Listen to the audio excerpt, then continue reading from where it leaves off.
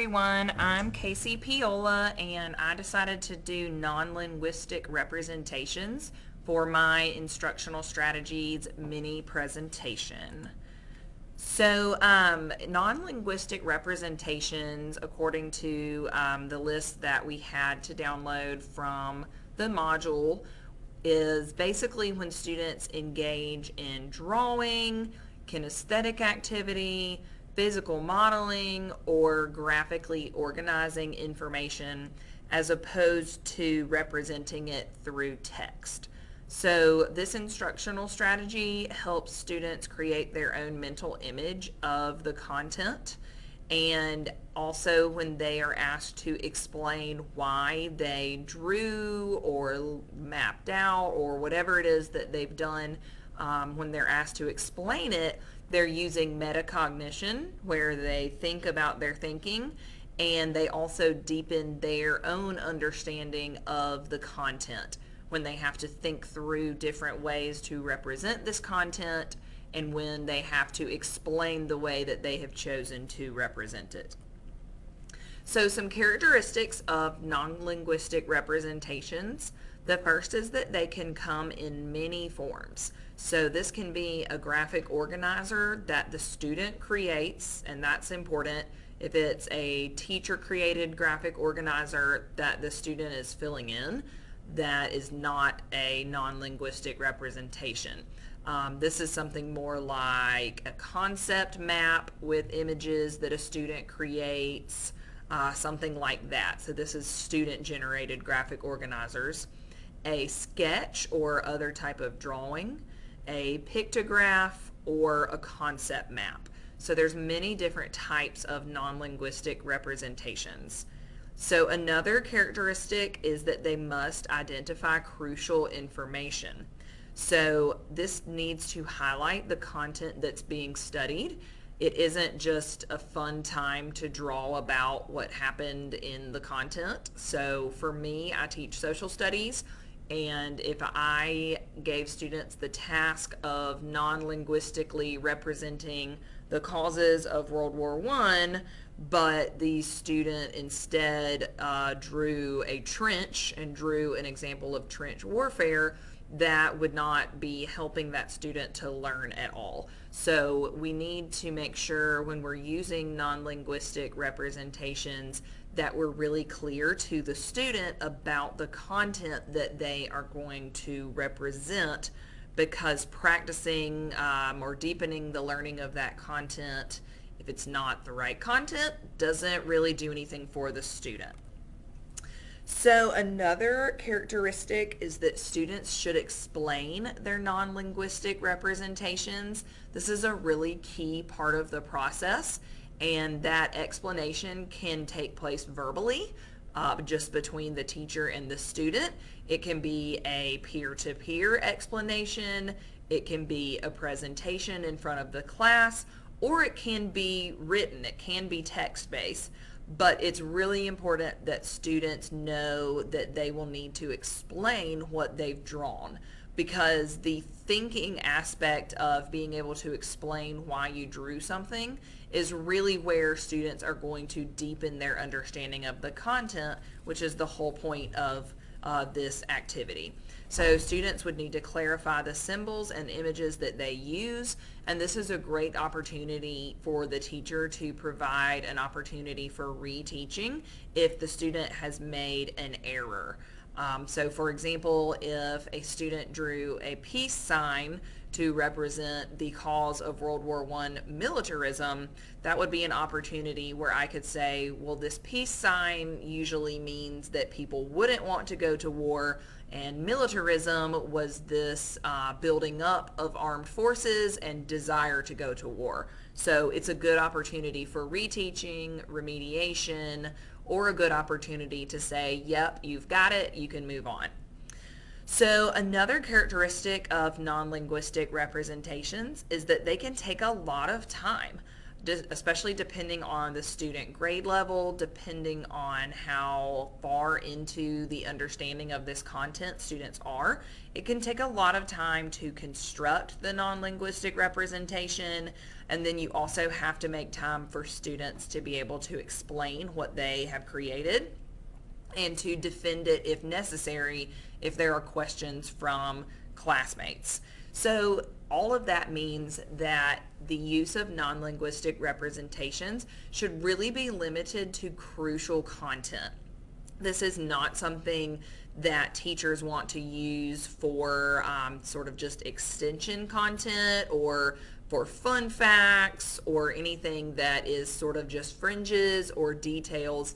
This is really going to be for those most important concepts, most important vocabulary words. That's why I'm using the example right now of causes of World War I. That would be something that is important enough in the study of World War I to take the time to do a non-linguistic representation.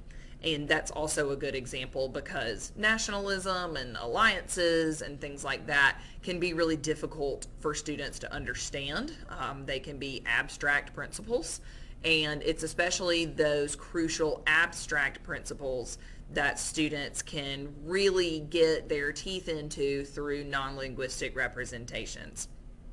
The last characteristic is that students should revise their non-linguistic representations when necessary. So especially if you are posting these around the room or if students are using a journaling style notebook, they should have the opportunity to go back and say, oh, actually that wasn't the best way for me to represent this concept. There's something else I can add to it or something I'd like to change. So these are not an instructional strategy that's going to be just static for the students. These can grow and change as their knowledge grows and changes.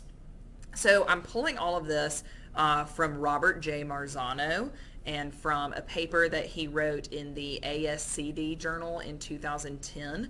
Marzano is considered one of the leaders in research for non-linguistic representations, and this is one of the areas that his lab has researched intensely. He's published several papers and written books, in fact, about how knowledge can be represented in ways other than just through text. So he's one of the leaders in the field, which is why I chose to draw that research from him. So my interest in this strategy is for several different reasons. One is that my high school, Homewood High School, has a growing population of students with limited English language proficiency. We have been a magnet lately for especially students that are called newcomers who may be spending their first year in an American school or in formal schooling at all. So we have a lot of students and even more that are going to be coming to me in the next years that are 8th graders or freshmen now that I'll have in 10th and 11th grade history that have very limited English language proficiency. I'm actually going to a workshop in a couple of weeks to hopefully improve my skills on working with this particular population of students because we have so many students like this coming in that our school has seen fit to send us to a special workshop. So that's the level of need that we have in strategies and other classroom policies and procedures to tailor specifically to this group. Another reason I was interested in this strategy is that I teach a large number of students who read below grade level or who have special needs. So I teach the regular 10th and 11th grade American history class, and these are classes that all students have to graduate. Most of our students that are our really gifted learners are not going to come through my class because they will be taking the AP US History and AP European History. So I get the students that are not pulling out to those more advanced classes and who often are reading below grade level, students who have IEPs, students with 504s, students with student support plans, and all of the research shows that these students and our English language learner students are really helped by non-linguistic representations of content. So I also ascribe to the theory of multiple intelligences. Don't think that everybody just gets information by reading it. I don't think that everybody gets information by hearing it. I think that some people's strength is in drawing something out or in finding a way to represent something. Some students really latch on to that problem-solving aspect of non-linguistic representation, and really latch on to that creativity aspect. And sometimes social studies can overlook the creative side of students since we deal so much with text-based evidence. And since we deal so much with analysis and evaluation, sometimes we don't really have the time for creation and creativity, and non-linguistic representation gives that opportunity. Okay, so what I did in my classroom for non-linguistic representation, I called it the Whoclaration of Into What. And my premise was that the Declaration of Independence, even though it is one of our founding documents and one of the most important documents in U.S. history, is really difficult to access even for students who are strong readers, because it was written in late 1700s lawyer language, basically. And so what we did in this activity was to break down some of the central pieces of the Declaration of Independence. Students worked in groups and were given an excerpt from the Declaration of Independence. They had to translate it into words that they would be familiar with, words that they use on an everyday basis, and then they had to represent it with a picture or an illustration. So this was basically a storyboard, once we put it all together, of the Declaration of Independence. So this is pretty much one of the list of grievances items. So you can see that students have translated it, and here you have the colonists. They're saying that they want to do certain things, and here's the king saying, ha ha, psych. So the king keeping the colonists from being able to do what they want. And even though there is text in this non-linguistic representation, and this down here at the bottom is the actual non-linguistic part, even though there's text, when it's that just basic level of text, something that you would put in a thought bubble or a speech bubble, that still is looking at that non-linguistic, because it's just accenting the graphic aspect of what students have done. So here's another example. This was another part of the list of grievances. So you have the king who is basically eating his words, or not doing what he said he was going to do. So this is law-O's, I guess a law-based cereal. I don't know. It's kind of an interesting thought. And the king is eating it. So it's like he's eating his own words. So, then the students were asked, well, what do you mean by that? And they said, well, he was taking back what he had said he was going to do, or he wasn't following his own laws. And then this one was part of the end of the Declaration of Independence, where the colonists are saying that they're going to set up a government that will secure their natural rights. So these are the people giving their demands and the government giving its okay. So once again, even though you do have text in this non-linguistic representation, it is still a non-linguistic way to represent that information, because you have the drawing incorporated with it. So some things that I learned from this activity: for the strategy to be the most effective, the way that students acquire the background knowledge for the activity also needs to be non-linguistic. If the point of the activity is to appeal to the students without English language proficiency, or appeal to students who don't read on grade level, if the content acquisition aspect of the lesson is still the same old lecture or discussion or reading it in the textbook, then the point is kind of lost. The way that I introduced this information was through a brief lecture, and I'm not sure how effective pairing the non-linguistic representation strategy was with the lecture. I would like to look into maybe finding a graphic novel way to represent the Declaration of Independence, or finding a video that explains it slowly, or something other than just me lecturing, because I don't think that that went over well for the background knowledge aspect of this activity. So my question that I generated out of this: is there a way to seamlessly integrate the acquisition of content knowledge with this activity? So is this an activity that, instead of taking notes about the content, could students be actively non-linguistically representing the information as it's being presented? So instead of an after content delivery activity, could this be a during content delivery activity? And that's something that I would need to explore further, and might try with my 11th graders. This was with my 10th graders. So I might try doing it with the content with my 11th graders to see how that would go over. So a strength of this activity, or this instructional style, is that it makes students think outside the box about the content. It makes them think using symbols and using actions, and really makes them wrap their head around the content in a way that just asking them to write a paragraph about it or asking them to analyze a source doesn't really do. They have to generate something, and whenever you have to generate something, you have to think about it more clearly, and you have to think about it in a different way. And then when they have to explain their symbols or their drawing to somebody else, it really helps them deepen their understanding.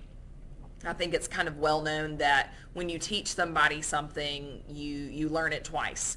And so when students have to show another student what they've drawn and explain the thinking behind it, they are going back over that information with themselves and better understanding it themselves, even though they're trying to make someone else understand it. A weakness of this activity was just sort of a practical thing, that it takes a good long time. It's not something that can be done quickly, especially because students tend to get more concerned about their ability to draw than thinking about the content. Particularly students that are artistically inclined, they will want to spend more time just making it look nice than thinking about what it is that they're drawing and why. So it's something that you kind of have to work into and assure students that they're not being graded on the quality of their drawing, that stick figures are completely fine, that it's about the understanding behind the drawing and not necessarily the drawing itself. But for students who can tend to be perfectionists or really want to get every detail right, trying to quickly do a non-linguistic representation doesn't go over so well. So these are some of my references. Like I said, Marzano is definitely at the forefront of research on non-linguistic representation. So you can see several books and journal articles from Marzano.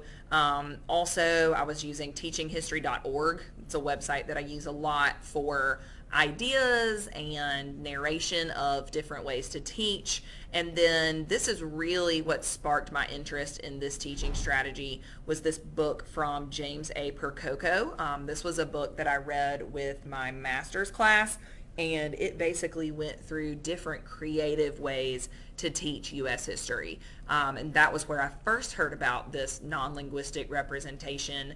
There was a specific chapter in that book about creating bumper stickers for different issues, and I really liked that idea as a non-linguistic representation. So the Percoco 1998 book is really what sparked my interest, but this different and more recent Marzano research really took me deeper with my understanding of non-linguistic representation. So that is my presentation, and I really hope that you go and try to use this in your classroom. It was a lot of fun. I think my students enjoyed it, and it helped them break down some really difficult text and help them wade through what can be a really hard document to access in the Declaration of Independence. Thanks, y'all.